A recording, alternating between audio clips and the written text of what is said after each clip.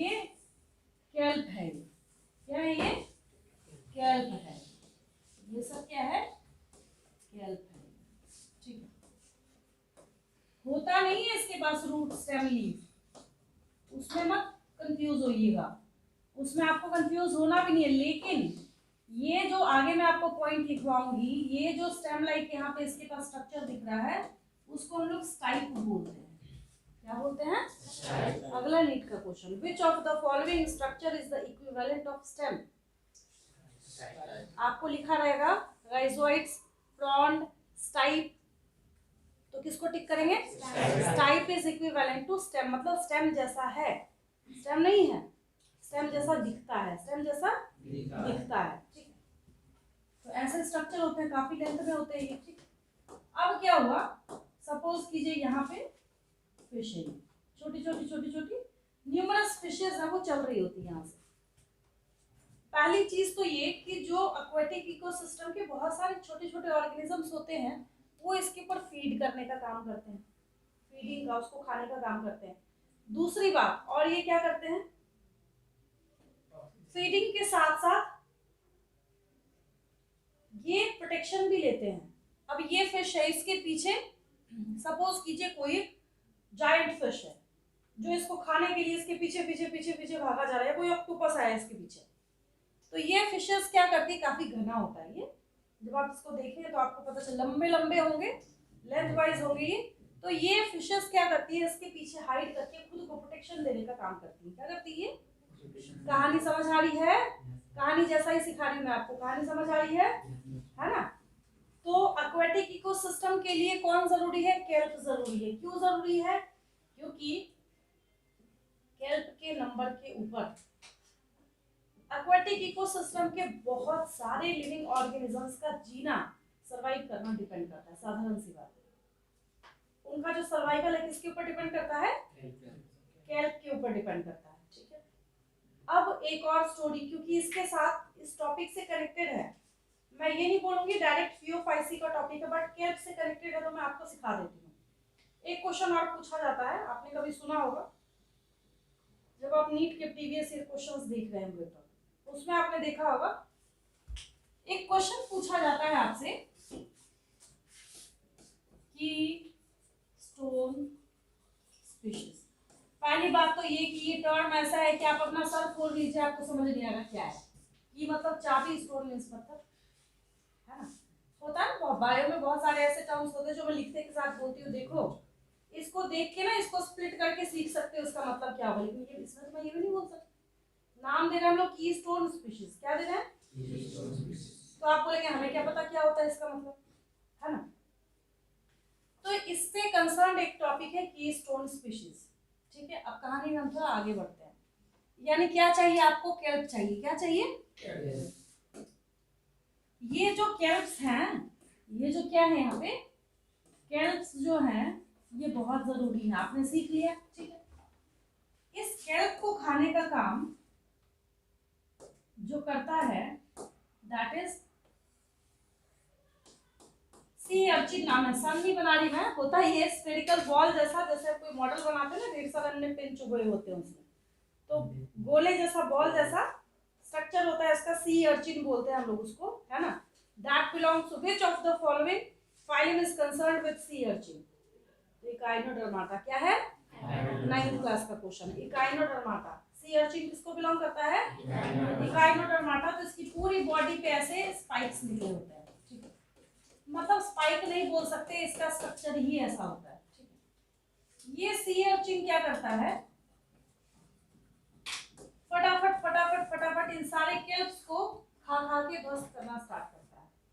ध्वस्त ना भी करे तो ये काटता छाटता हुआ इधर से इधर से इधर से, जहां से भी ये राइजोइड्स के थ्रू कनेक्टेड होता है, वहां से क्या करता है, इसको ये कट करना स्टार्ट करता है।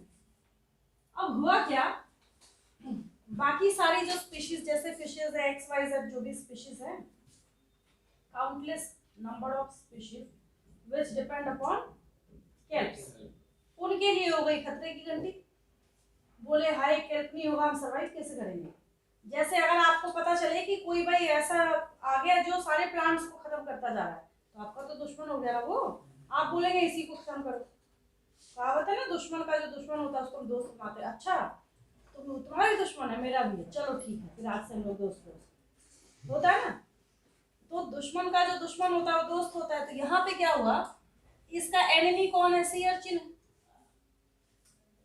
तो आपके लिए एनिमी का एनिमी ढूंढने का काम है ना।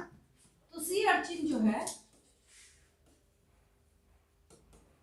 इसके ऊपर फीड करने का काम करता है OTTER, सी ऑटर।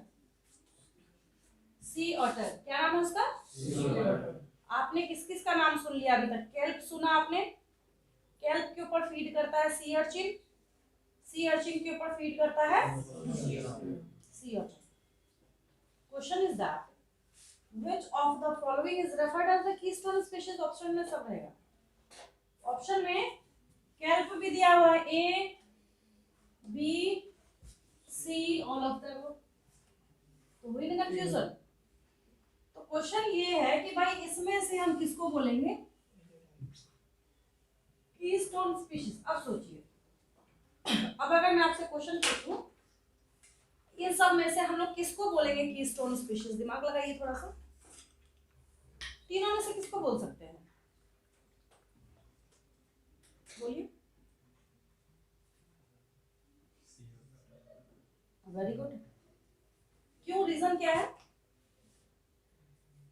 तीनों में से सबसे ज्यादा जरूरी कौन सा लग रहा है आपको? सी ऑटर जो है वो सी अर्चिन को बोलेगा रुको मैं तुमको ठिकाने लगाता हूं, जो तुमने त्राहिमाम मचा के रखा हुआ है। अब केल्प है दुनिया में, इसको मना नहीं किया जा सकता। अब केल्प है तो सी अर्चिन भी है, केल्प खत्म कीजिएगा तो ये इकोसिस्टम भी खत्म हो जाएगा। सी अर्चिन की अपनी स्पीशीज है, वो बेचारा भी बोल रहा है मैं भी जी रहा हूँ, तुम्हारा क्या जा रहा है ना। तो बचा ये कि हम वहां पे इसी इन्वायरमेंट में से ऑर्गेनिजम्स के बीच के इंटरेक्शन की पढ़ाई करते हैं, देखते हैं ध्यान से। अब जैसे आपने अगर किसी ऑर्गेनिज्म को मारा तो आपको पाप चढ़ेगा, ऐसे बोलते हैं हम लोग, है ना, कहते भाई हम क्यों पाप चढ़ाएं अपने ऊपर। फिर आप क्या करते हैं, आप फूड वेब की पढ़ाई करते हैं ध्यान से। आप क्या करते हैं, जैसे आपने ऑर्गेनिक फार्मिंग सुना होगा, सुना ना, organic farming, bio control agents, bio control. Ahmedabad में कॉटन इंडस्ट्री को करोड़ों अरबों रुपए का लॉस हुआ था, किसकी वजह से? जो बॉल वॉर्म्स मटर छीलते हैं तो जो ग्रीन वाले कीड़े नहीं निकलते उसमें से, बॉल वॉर्म्स ने उनकी सारी फसल बर्बाद कर दी थी। ऐसे ही वो पैक होता है तो उसके अंदर कॉटन तैयार हो रहा होता है, तो करोड़ों अरबों रुपए का लॉस हुआ। अगर आप उसके ऊपर उसको किल करने के लिए किसी केमिकल का यूज कर रहे हैं, वो फ्लश होगा बारिश के थ्रू, जमीन में जाएगा, जमीन से अंडरग्राउंड वाटर में जाएगा, अंडरग्राउंड वाटर से सब कनेक्टेड है एक दूसरे से, सब इंटरलिंक्ड है। ज्योग्राफी में पढ़ा है ना आपने, सब का नाम बदलती चली जाती है, सब इंटरकनेक्टेड है, तो पता चलता कि पूरा जो हमारा इकोसिस्टम है सब ध्वस्त हो जाता।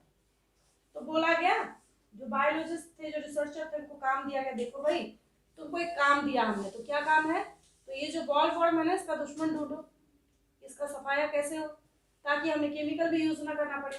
तो उन्होंने एक बैक्टीरिया को ढूंढा जिसका स्पोर बना के जब उसके ऊपर छिड़क दिया तो वो बॉल वॉर्म जैसे उसको लीकिंग करती है, मतलब वो जैसे उसको चाटेगा उसके गट के अंदर एक जहर बनता है, टॉक्सिन बनता है, जिससे उसकी मौत हो जाती है। एक कहानी छोटी समझाई, सारे टर्म्स है बीच में बट मैंने वो नहीं बताया आपको, ठीक है।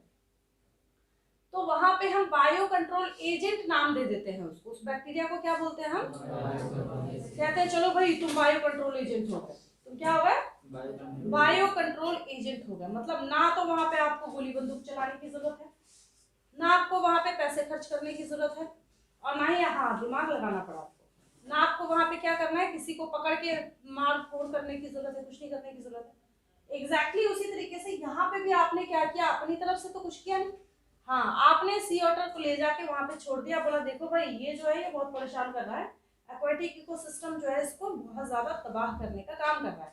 तो फिर क्या हुआ, ये जो सारे के सारे सी ऑटर है वो फीड करना स्टार्ट करते हैं सी अर्चिन के ऊपर, और सी अर्चिन के ऊपर जो फीड करेंगे तो बाकी सारे जो ऑर्गेनिजम्स हैं वो बोलेंगे कि चलो भाई ठीक है, अब हमारे लिए ये जो यहाँ का इकोसिस्टम है वो रहने लायक है, वो क्या है, रहने लायक है, ठीक है। तो केल्प कितना इंपॉर्टेंट है, और केल्प किसको बिलोंग करता है, पियोफाइसी को। केल्प किसको बिलोंग करता है, पियोफाइसी को।